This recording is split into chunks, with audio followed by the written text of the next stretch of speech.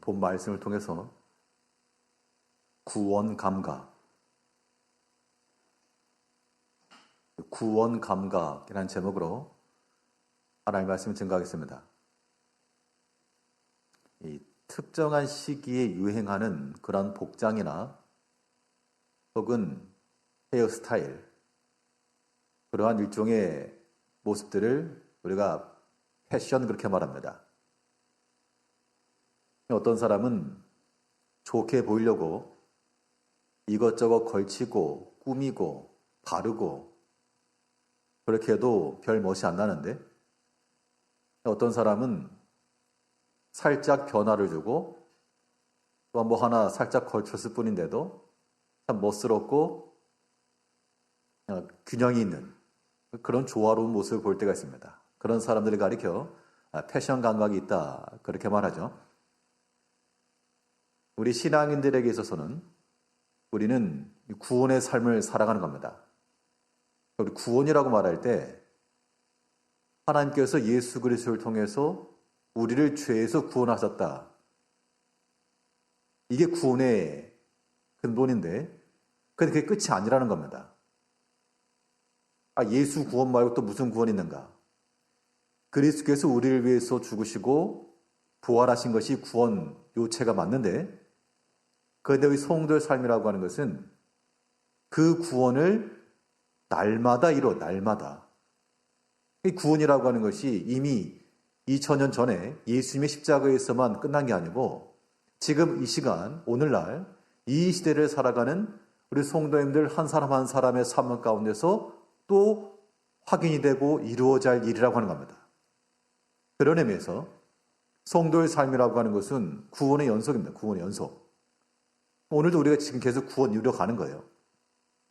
구원을 이루어간다는 것은 그 구원의 주체가 우리 자신일 수가 없기 때문에, 구원을 이루는 백성이라고 하는 것은 하나님을 발견하는 것이고, 내 생각과 내 삶의 모든 패턴 가운데 하나님의 일을 덧입고 하나님을 더 씌우고, 그것이 우리에게 있어서 하나의 패션 감각인 것처럼 구원을 이루어가는 백성들은 우리 모든 삶의 정황들마다 거기서 하나님을 발견하여 그 하나님으로 우리를 대신하고 내 말을 대체하며 우리의 생각과 마음을 바꿔갈 수 있을 때, 그런 사람을 가리켜 구원의 감각이 있다라고 말할 수가 있겠습니다. 그런 의미에서 우리는 과연 구원 감각이 있는가? 구원의 감각이라고 하는 것은 내가 과연 하나님을 인지하고 하나님을 발견하며 살고 있는가, 그 이야기입니다. 우리 매 순간마다 또 매 사건마다 하나님은 지금도 살아계셔서 우리를 향하여서 부단히도 말씀하시고 때로는 지시하시고 때로는 교훈하시는데, 여기에 대해서 둔감하게 되면 하나님을 깨닫지 못하는 겁니다. 성도의 구원의 삶에 적당하게 살지 못하는 것이죠. 그러나 하나님을 발견하는 자들은 그 하나님의 뜻에 따라 우리의 생각과 마음을 바꿀 수가 있으니 참으로 구원에 합당한 자로서 구원에 알맞은 삶을 살아갈 수 있다라고 하는 겁니다. 오늘 본문을 보게 되면 다윗이 그 일평생 동안 그를 구원하신 구원의 하나님을 기억을 하고, 자신이 만났던 하나님이 어떤 하나님이었는지, 그 상황 가운데서 내가 어떻게 하나님을 만났는지 그 이야기를 지금 소개하고 있습니다. 말씀을 읽을 때마다 이 본문을 볼 때 이 다윗이라고 하는 이 인물은 참으로 구원 감각이 탁월한, 어느 모양으로 봐도 구원의 모습이 있는, 하나님의 구원하심이 있는 그런 삶을 살았다라고 하는 것이 묻어나는데, 이제 이 다윗의 신앙 고백이 우리의 고백이 되고, 다윗이 발견한 그 하나님이 내가 발견하는 하나님이 될 때, 우리도 마찬가지로 구원의 멋을 하는, 우리 모든 삶의 정황마다 구원이 스며드는 그런 삶을 살 수 있을 것입니다. 그러면 다윗이 발견한 하나님은 어떤 하나님이며, 또 우리는 어떤 순간에 하나님을 어떻게 발견할 것인가? 오늘 본문을 통해 살펴보게 되면 첫째로 우리의 행위 가운데서 거울 되시는 하나님을 발견해야 됩니다. 거울 되시는 하나님은 어떤 의미인가? 그러니까 우리의 행위 자체가, 우리의 모든 신앙적 행위 자체가 하나님을 볼 수 있는 거울인 겁니다. 거울. 눈에 보이지 하나님 어떻게 볼 것인가? 가만 보면 가만히. 내 자신을 한번 봐라. 내 생각을 살펴보고 내 소유를 돌이켜봐라.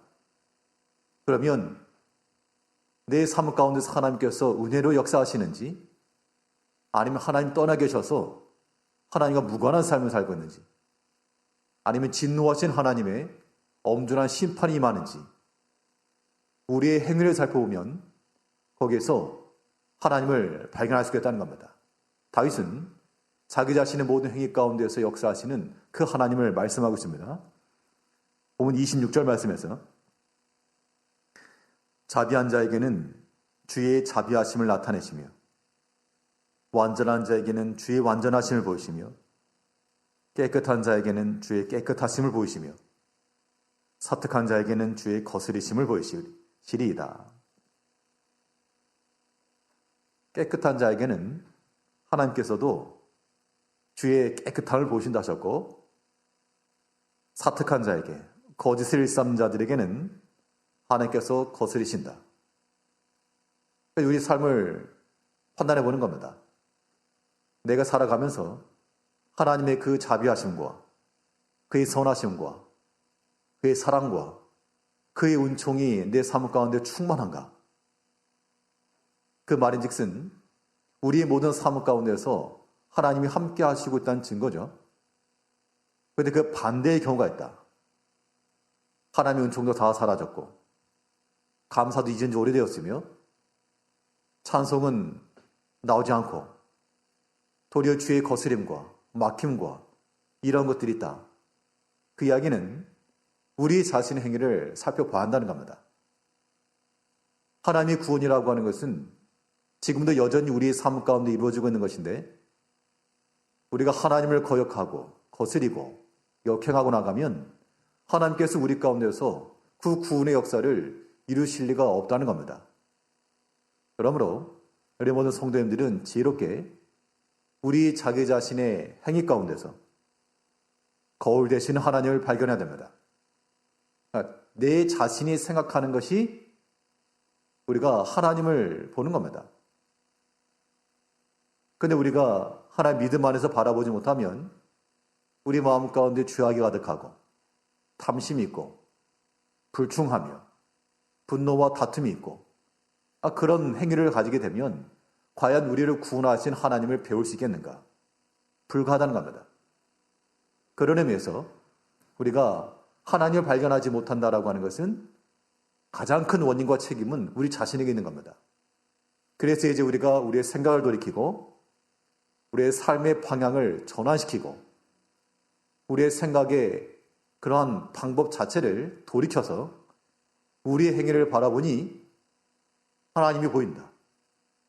우리의 믿음의 행실과 선한 마음과 하나님 앞에 그런 무한한 감사와 찬송과 이것을 보니 하나님이 보인다. 그러한 구원의 삶을 살아간다는 겁니다. 우리가 다른 사람 말할 게 없고요. 우리 자신을 살펴야 됩니다. 내가 과연 믿음이 있노라고 말하지만 과연 내 삶 가운데서 나의 모든 생각과 행위를 돌이켜보면 그것이 과연 하나님의 구원을 받기에 합당한 하나님의 구원을 담을 만한 그릇인가? 아니면 하나님께서 보시고 내 거기다는 못 담겠다. 하나님의 그 거룩한 구원의 역사를 내가 거기다는 못 담겠다. 하나님께서 거절하시게 되지 않을지. 27절을 보게 되면 깨끗한 자에게는 주의 깨끗하심을 보이시며 사특한 자에게는 주의 거스리심을 보시리이다. 이제 우리의 모든 신앙 행실은 하나님을 보는, 또 하나님을 반영하는 그러한 걸과도 같다라는 그런 생각을 가지시고, 다른 사람 보라는 게 아니고 우리 자기 자신이 보는 겁니다. 내 마음의 일을 누가 알 수 없기 때문에 자기 자신이 살피고 봐서 내가 봐도 부족한 면이 있고 내가 봐도 더러운 것이 있고 내가 봐도 잘못된 것이 있다 그러면 그걸 그대로 들고 갈 이유가 없다는 겁니다. 근데 왜 사람들이 그것을 그대로 고집하는가? 이유는 다 한 가지입니다. 아직 하나님의 그 두려우심을 알지 못하기 때문에. 유명한 관광지를 가게 되면요, 사람들이 그 관광지 주변에 사진을 찍습니다. 멋있다, 멋지다, 아름답다. 잠시 왔다 지나가는 사람들은 그 찰나만 보기 때문에 아름답다, 그렇게 보게 되지만 그곳에서 살아가는 그런 원주민들, 그 주민들은 그 자연의 아름다움만 아는 게 아니고요. 또 뭐 또 알겠습니까? 그 자연이 주는 좋은 면도 있는데, 은총도 있는데 그 자연이 주는 두려움, 무서움도 있다는 겁니다. 어디 화산이 유명하다더라. 일본 후지산 유명하다더라. 가서 보니까 멋지거든요. 그런데 정작 그 근처에 사는 사람들은 그 산이 주는 그러한 어미함뿐만 아니라 좋은 것만 있는 게 아니고 또 두려움도 있다는 겁니다. 그 자연이 주는 두려움. 파도가 한번 몰아치게 되면 즐겁게 파도놀이 할 수 있지만 그러나 그 파도에 큰 휩쓸림을 경험하는 사람들은 그 파도의 두려움도 안다는 겁니다. 하나님을 아는 방식이 이런 것인데 우리가 우리의 은혜를 베푸시는 하나님, 좋으신 하나님, 사랑의 하나님만 아는 게 아니고 또 거기에는 두려우신 하나님. 그 하나님을 발견해야지만 우리의 행실을 돌이킬 수 있다는 겁니다. 그 전까지는 돌이키지 않습니다. 사람이 지혜로운 것 같지만 그 하나님의 어미하심이 드러나기 전까지는 정말 그 가슴 졸이는 그 시간들을 지내지 않고서는 돌이키지 않기 때문에 하나님께서 그렇게 고집센 사람들에게는 그것을 직접 경험하게 하시고 좀 지혜로운 자들에게는 듣고 간접적으로라도 깨닫고 돌이키게 하신다는 겁니다. 우리가 하나님을 깨달아 알아가는 그 경험의 방식이라고 하는 것이 그의 은총과 은혜를 경험하는 것은 직접 경험하시고 하나님의 그 진노의 심판과 두려우신 하나님에 대해서는 간접적으로 충분히 말만 해도 알아듣는 그런 모습이 될 때 우리의 구원의 감각이 있다라고 말하는 겁니다. 이것저것 덕지덕지 붙이고 다닌다고 해서 멋스러운 게 아닙니다. 우리 성도의 삶이라고 하는 것은 내 삶 가운데 드러나는 거울과 같이 반영되는 그 하나님을 발견해야 됩니다. 그래서 우리의 생각이며 행실이며 모든 말까지라도 여기에서 비추어 보아서 과연 하나님이 곁에 계시며 하나님 역사하시는가를 잘 살펴서 그 하나님으로 우리의 생각과 우리의 마음과 우리의 행실을 삼고 나갈 수 있는 구원의 감각이 탁월한 성도님들 되시길 바라겠습니다. 실제로 이 다윗이 또한 어떤 하나님을 발견하였는가? 우리가 또한 발견할 그 구원의 하나님이라고 하면 이 어둠 가운데서 빛 되시는 하나님을 발견해야 됩니다. 어둠이라고 하는 것, 빛이라고 하는 것은 정반대입니다. 우리가 원하는 것은 빛입니다. 환한 겁니다. 그런데 그 빛이라고 하는 것이 어디서 드러나는가? 어둠 가운데 있을 때 빛이 드러난다. 어둠을 물리치고 빛이 나온다 그런 얘기입니다. 그러므로 우리 모든 구원을 이루어가는 주의 모든 성도들은 우리의 모든 어둠의 일들마다 혹은 암흑의 때마다 우리의 빛 되시고 우리의 등불 되시는 그 하나님을 찾고 하나님을 신뢰해야 됩니다. 다윗은 그 인생길 가운데서 그런 꽃길만 걷지 않았고 여러 가지 연단의 때, 시험의 때, 광야의 순간을 지났지만 그 모든 알 수 없는 자신의 앞길 가운데 흑암이 가득한 그때라도 하나님으로 자기의 등불을 삼고 그 길을 찾았다 그랬습니다. 우리 28절 말씀에서는 주께서 곤고한 백성을 구원하시고 교만한 자를 살펴서 낮추시리다. 여호와여 주는 나의 등불이시니 여호와께서 나의 흑암을 밝히시리다. 주는 나의 등불이시니 라고 하는 이 말이 성경에 기록되어 있는 한 구절이긴 한데 이 구절, 다윗의 입에서 나왔던 이 한 구절은 그냥 쓱 지나갈 수 있는 사무엘의 22장 29절의 말씀은 끝이 아니고 그의 인생 가운데서 그가 친히 경험하였던 그러한 전 인생의 믿음이 녹아져 있는 겁니다. 여호와여, 주는 나의 등불이시니 나의 흑암을 밝히시리다. 최소한 이 신앙 고백 속에는 내가 흑암 가운데 있고 어둠 가운데 있고 내가 나갈 그 다음 길이 보이지 않는 그 순간에서라도 내가 하나님을 의지하고 나가겠다라고 하는 그러한 믿음의 고백을 지금 보여주고 있습니다. 주는 나의 등불이시니 등불이 언제 필요합니까? 빛이 환할 때는 불이 필요하지 않죠. 안 보이니까. 어두우니까. 그 다음 스텝이 어디인지 내가 정하지 못하니까. 혼란스러우니까. 그때 나에게 명확한 길을 보여달라고 하는 그 명확한 길이 알 수 있는 그 불이 필요하다는 겁니다.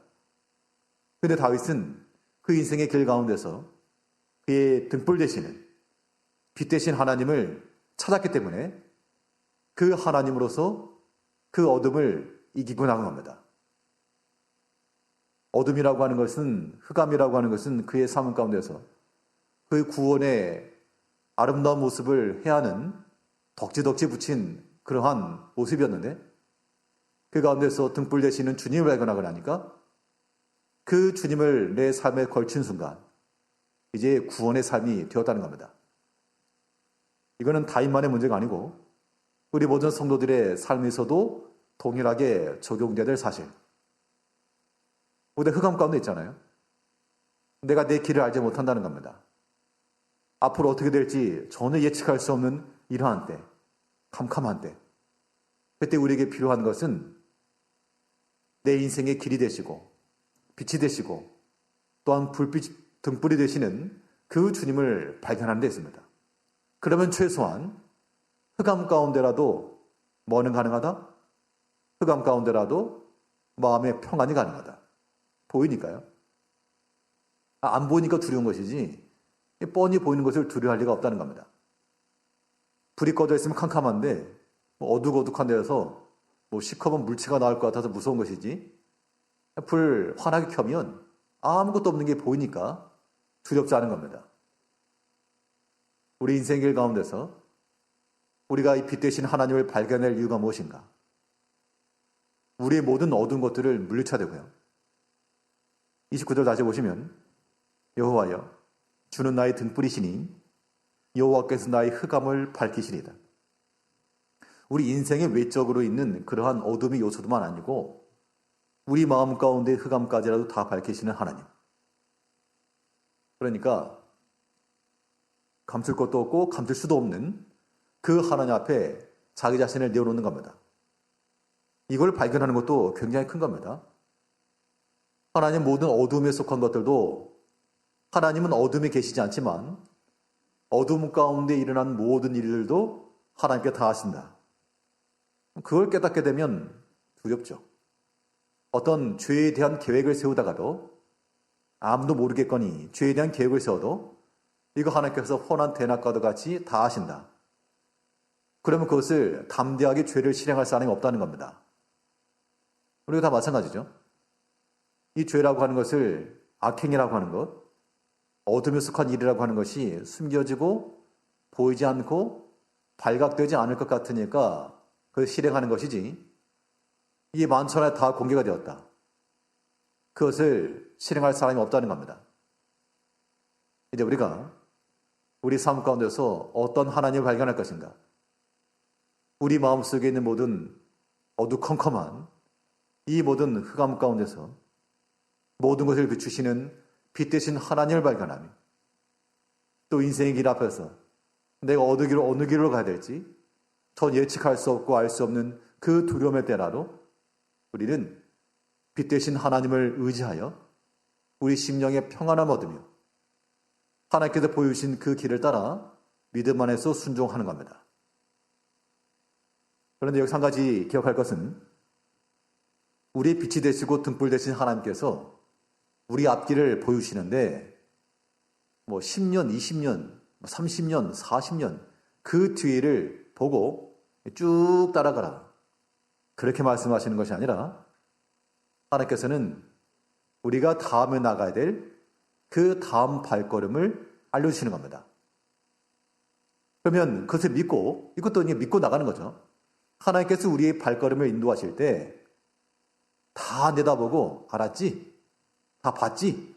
이제 나 믿지? 그게 아니고 하나님께서는 우리에게 내가 걸어가야 될 다음 순종의 스텝 그 한 걸음치만을 보여주시는 겁니다. 그럼 어떻게 하면 되는가? 한 걸음 순종하면 되는 겁니다. 하나님께서 이스라엘 백성들을 구원하실 때 홍해를 건넌 사건과 요단강을 건넌 사건은 조금 다릅니다. 홍해를 건널 때에는 이미 갈라진 그 마른 땅을 지나간 것이고 이건 하나님께서 우리에게 주신 구원의 시작입니다. 근데 이 구원에 이제 이뤄가는 정복해서 들어가는 그 가나안 땅에 들어가는 과정에서의 요단강을 건너갈 때는 홍해와 같이 길을 다 열어놓으시고 그 마른 땅을 건너간 게 아니고 물이 여전히 지나가고 있는 그때 제사장들이 하나님 언약궤를 메고 먼저 들어섰습니다. 물은 아직 마른 땅이 아니었습니다. 그래서 제사장들이 하나님 언약궤를 메고 들어갈 때 그때 물길이 멈춘 거죠. 우리가 처음 신앙생활을 하게 되면 하나님께서 큰 역사를 하실 때가 있습니다. 그런 것들이 이제 첫 사랑이고 구원에 있어서 그런 감격들이죠. 굵직굵직한 놀라운 그런 경험들, 체험들이 다들 있으실 겁니다. 근데 그런 것이 계속되는 게 아니죠. 정말 극적으로 하나님께 역사하시는 것들이 우리 삶 가운데 있긴 있는데 그것은 홍해를 건너서 하나님의 광야로 나오게 하시는 그 과정이라면 이제부터 있을 내용들은 한 걸음 한 걸음 걸어가는 겁니다. 한 스텝 다음에 한 스텝. 우리가 우리 인생의 삶 가운데서 우리의 등불 되시고 빛 되시는 하나님을 발견한 자들은 그 한 걸음이라도 우리는 주 앞에서 순종하며 나가는 겁니다. 그런 의미에서 하나님 말씀에 지금 순종하는 백성들은 복된 겁니다. 왜냐하면 하나님께서 그 걸음 뒤에 또 어떤 은혜와 복을 남겨주실지 모를 일이기 때문에 우리가 먼저 생각해가지고 앞질러 생각해가지고 사람의 생각으로 하나님의 뜻을 거역하고 그런 것은 구원의 감각을 잃어버리는 겁니다. 최고의 구원의 감각, 하나님 나라에서 참으로 인기가 있을 만한 영광이 될 만한 그러한 구원의 백성들은 하나님께서 우리에게 명하실 때마다 성령에 감동하실 때마다 또한 주의 말씀으로 훈계하시고 채찍질할 때마다 그때마다 우리의 발걸음 한 걸음 한 걸음을 고쳐나가며 또한 이끌어가며 그 다음 걸음을 걸어간다는 겁니다. 이것이 구원의 삶을 살아가는 우리 성도의 모습이 되는 것이죠. 패션 감각이 있어가지고 옷을 잘 입으면 멋있습니다. 꼭 값비싼 것이 아니라도 참 사람이 멋을 알고 좋아 보입니다. 우리 모두 성도들도 우리가 천하의 하나님을 섬기는데 이제 우리가 하나님께서 우리에게 주시는 그 구원의 길, 그 믿음의 길을 걸어가야 되겠는데 앞이 보이지 않는다고 해서 주저앉거나 사람의 생각을 먼저 보내서 인간적 생각으로 타협하려 하지 마시고 하나님께서 내게 주신 거 그거 지금 순종하시고요. 멀리 갈 것도 없습니다. 지금 당장 있고 지금 당장 하나님께서 돌이키라 하시는 그 돌이키면 되고 지금 당장 순종하라고 하시는 거 그거 순종하면 되고요. 그러면 우리 인생 가운데 등불되신 하나님께서 우리 지나온 날을 돌이켜볼 텐데 하나님께 참으로 은혜 가운데 우리를 지키시고 참으로 빛 가운데 인도하셨다라고 하는 것을 깨닫게 될 거라는 겁니다. 그런 삶이 구원의 감각을 가지고 사는 성도들인 겁니다. 다윗이 그랬던 것처럼 우리도 우리 신앙 고백 가운데 주는 나의 등불이시니 주께서 나의 흑암을 밝히시리다. 흑암에 지금 내 주위에 와 있으나 빛 대신 하나님께서 밝혀주실 것을 믿고 하나님 앞에 순종하며 나가는 모든 성도님들 되시길 바라겠습니다. 또 다윗은 어떤 하나님을 발견하였는가? 또 우리가 어떤 하나님을 발견해야 될까? 우리의 약함 가운데서 힘 되시는 하나님을 발견해야 됩니다.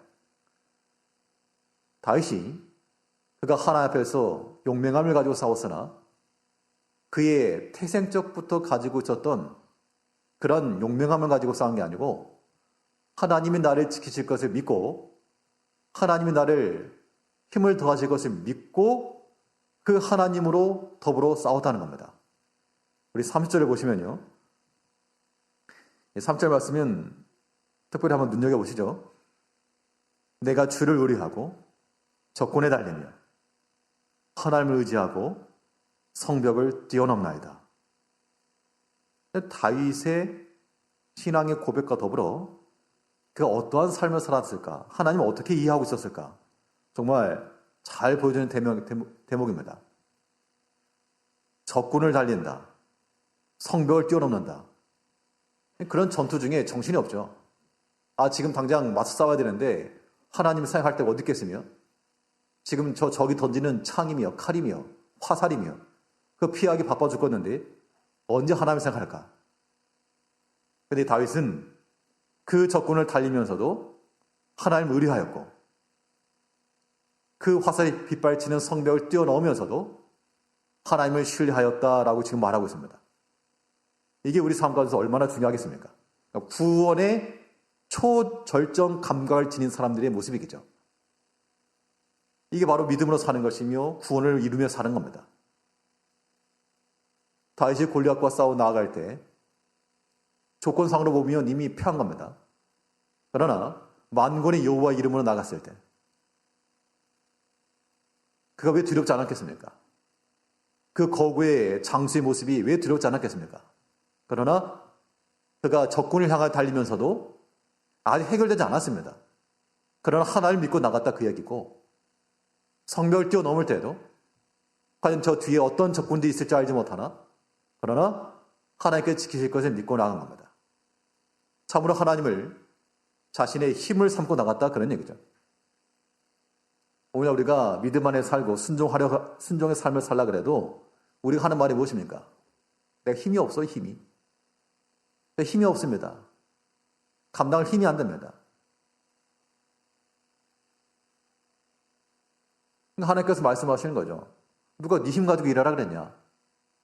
너 그렇게 말하는 너 자신은 참으로 하나님의 능력과 힘을 신뢰해 본 적 있느냐? 다 자기 선에서 끝내려 하고 자기 생각에서 끝내려 했지. 내가 언제 한번 진심으로 하나님의 그 무한하신 능력을 기대고 한번 의지해 봤느냐? 그 하나님의 그 힘을 신뢰하고 적군을 날리며 성벽을 뛰어넘어 보려고 했느냐? 아니거든요. 다 자기 생각에서 멈춘 겁니다. 그 자기의 탁월한 경험과 지식과 그 안에 생각해 보니까 안 된다는 거죠. 그래서 안 된다는 겁니다. 이제 우리가 다 약함 있고 부족함이 많은데 우리가 다윗은 이런 신앙 고백을 가지고 하나님께 나갔다는 겁니다.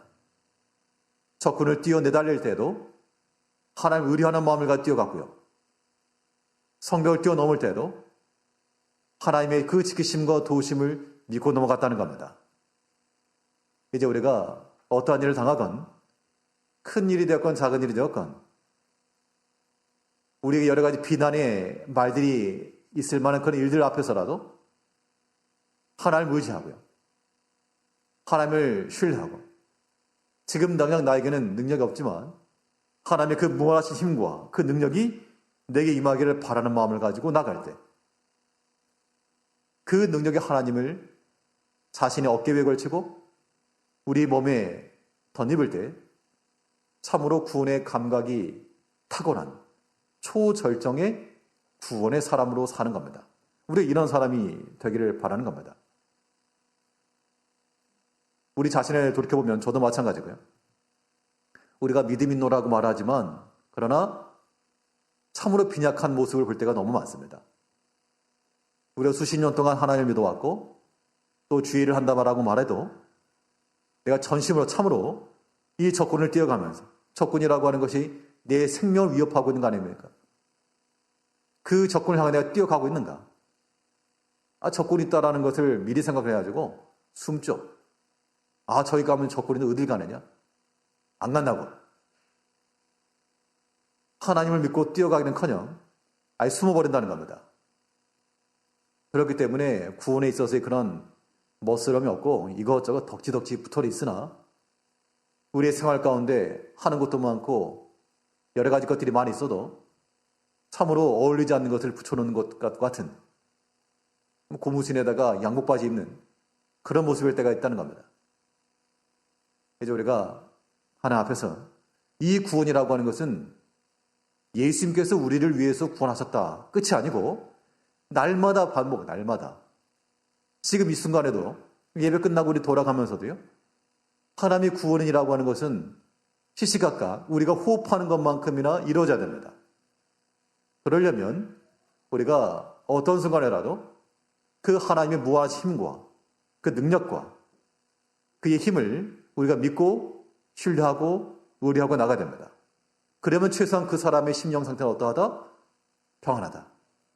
두려움에서부터 벗어날 수 있다. 모든 염려와 근심이 그의 마음을 억누르지 않을 수 있다. 우리가 그런 구원하신 하나님을 알지 못하니까 여전히 염려가 되고 근심이 되고 적군이 뛰어갔다가 죽으면 어떡하지? 성명 넘어갔는데 사람들이 창 들고 있으면 어떡하지? 지레짐작의 그 두려움이 앞선다는 겁니다. 이제 다윗은 그 인생 가운데서 그의 힘이 탁월했다라고 말은 않았습니다. 그가 비록 창을 가지고 골리앗을 이기는 장수긴 했으나 그 손에 있는 힘과 능력과 실력으로서 이겼다라고 하지 않았고 내 힘을 더하시고 나와 함께 하신 그 하나님으로 더불어서 싸워서 이겼다라고 말하고 있습니다. 그게 힘인 거죠. 그게. 내 속에서부터 나오는 힘이 아니라면 우리가 식물의 힘을 의지하여서 우리가 살아가는 거잖아. 하나님 힘을 의지하여서 우리의 모든 것들을 다 이겨내고 또 극복해내고 물리쳐내며 그러한 승리의 삶을 살아갈 수 있어야 한다는 겁니다. 다들 힘이 드시죠? 약하십니다. 감당할 만한 능력이 안 됩니다. 그럴 때 우리가 어떤 하나님을 발견해야 되는가? 거의 참으로 멋스러운 구원의 감각을 지니려면 나의 힘이 되신 하나님, 내 능력이 되신 하나님, 나를 겉들이 이기게 하시고 내 발걸음을 가볍게 하실 그 하나님을 우리가 신뢰하고 나갈 때 하나님께서 그 믿는 마음에 역사하실 것이고 그 믿는 믿음을 통하여 하나님께서 구원을 우리 자신에게서 이루시며 우리를 통하여 또한 하나님께서 역사 나가신다는 겁니다. 그런 하나님을 발견하는 것이 중요한 겁니다. 오늘 본문에서 다윗은 어떤 하나님을 발견했는가? 우리가 어떤 발견할 하나님은 이 두려움 가운데서 보호자 되신 하나님을 발견한 겁니다. 그러니까 나를 지키시고 보호하신다. 힘이 있고 없고를 떠나가지고 내가 적군을 향해 달려갔습니다. 하나님 믿고 나갔습니다. 그러면 하나님 믿고 나갔으니까 모든 게 다 승리가 되고 내 생각과 계획들이 되어야 될까? 그렇지 않다는 겁니다. 여기서 말씀하는 바는 비록 그리 아니하실지라도 내가 하나님을 굳게 믿었고 그의 도우심을 확신하였고 그랬을지라도 우리의 원함대로 일이 되지 않을 수도 있다. 그러나 분명한 것은 나를 지키신 하나님께서 내가 비록 저 적진에 달려들어가서 그들의 포로가 되었을지라도 하나님 나를 도와주실 것만 믿게 되면 적군과 싸워서 이겨야 되는 건데 그러나 나를 지키시고 보호하시는 그 보호자 되신 하나님을 발견한 자들은 내가 비록 적군에 사로잡혔을지라도 우리의 심령은 여전히 하나님 안에서 안돈할 수가 있다. 그 차이인 겁니다.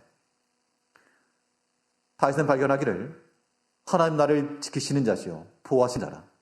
비록 내가 약할지라도 내 발을 가볍게 하시고 피할 바에 두시고 모든 대적으로부터 나를 막아주신 방패와도 같은 하나님이시다. 그 이야기를 하고 있습니다. 우리 31절 말씀에서는 하나님의 도는 완전하고 여호와의 말씀은 정미하니 저는 자기에게 피하는 모든 자에게 방패시로다.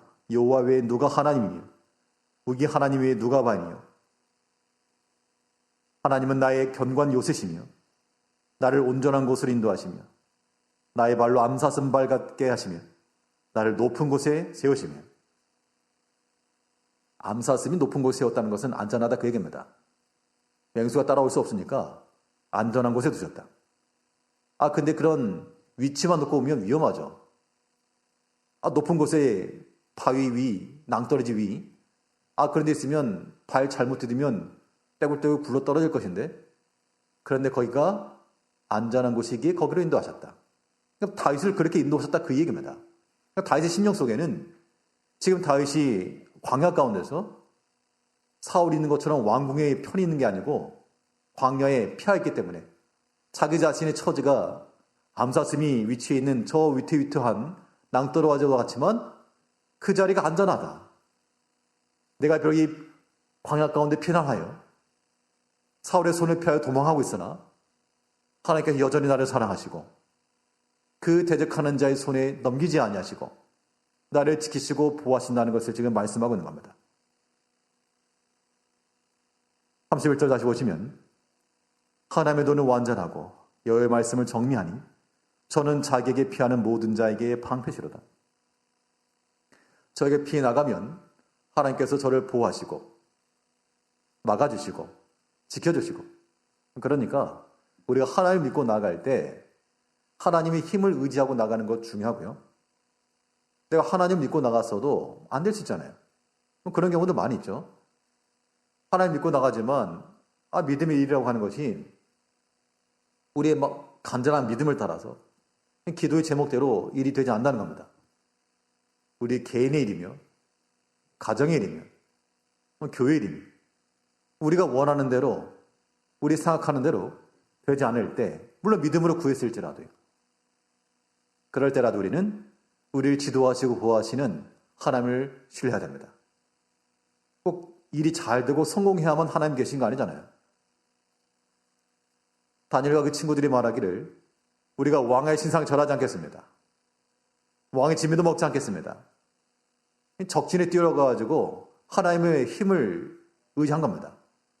그런데 그 결과는 포박당하여서 풀무에 던져졌습니다. 실패죠. 그러나 그들은 말하기를 그리 아니하실지라도 우리를 보호하실 하나님, 다니엘이 그 왕의 금령을 어기고 하나님을 섬겼을 때 우리가 생각하기로는 그렇게 하나님을 믿었으니 사자굴에는 던져지지 않겠지. 그런데 웬걸요? 그 믿음을 지켰던 다니엘이 사자굴에 집어 던졌다는 겁니다. 아무런 보호장치도 없이, 아무런 구원의 담보도 없이. 그런데 그 사자굴에 들어가면서도 하나님께서 나를 지키실 것이다. 하다못해 저 사자들의 입을 틀어 막으실 것이다. 들어가지 않아서 구원이 아니고 비록 그 가운데 들어갔을지라도 하나님께서 구하실 것이다. 이건 전혀 다른 차원입니다. 여러분 성도님께서 우리가 하나님 믿는 믿음 가지고 그 하나님의 도우심으로 사시되 그리 아니하실지라도 우리가 비록 적군의 포로로 잡혔을지라도 그 가운데서 지키실 하나님이시오. 요셉도 포로로 잡혀가고 감옥에 갇혔지만 하나님께서 그를 지키셔서 그로 하여금 형통케 하지 않았습니까? 이제 우리 생각하는 것과 우리의 바라는 것으로만 판단치 말고 우리 약한 것일지라도 끝까지 하나님 신뢰하시고요. 그리 아니하실지라도 하나님께서 날 여전히 사랑하시고 지키시고 보호하실 거라고는 그 믿음과 더불어서 낙심은 저리 가고 원망하는 것도 저리 가고 오직 우리의 보호자 되시며 우리 인도자 되시는 그 하나님을 믿는 백성들은 그 두려움의 자리에서도 평안한 심령 얻을 수가 있겠다. 이러한 믿음으로 사는 것이 구원의 초절정 감각으로 사는 겁니다. 옷을 하나 입어도 멋있게 입어야죠. 우리가 하나님의 구원을 이루어가는 백성들로서 참으로 구원의 그 모습들을 갖춰야 됩니다. 우리의 행위 자체가 하나님의 구원을 드는 하나님을 반응하는 그런 걸과도 같이 우리의 소리를 살펴 하나님을 찾을 것이며 모든 어둠 가운데서 약함 가운데서 우리의 빛 되시고 힘 되시는 하나님을 믿고 그 적군을 달리며 성벽을 뛰어넘었던 다윗과도 같이 또 그들을 포로로 잡혔을지라도 지키시고 보호하시는 암사슴의 발과도 같이 하나님께 지키실 것과 보호하실 것을 믿고 오직 하나님 안에서 그 구원을 날마다 이루어가는 구원의 감각으로 살아가는 모든 성도님들 되시길 바라겠습니다. 기도하겠습니다.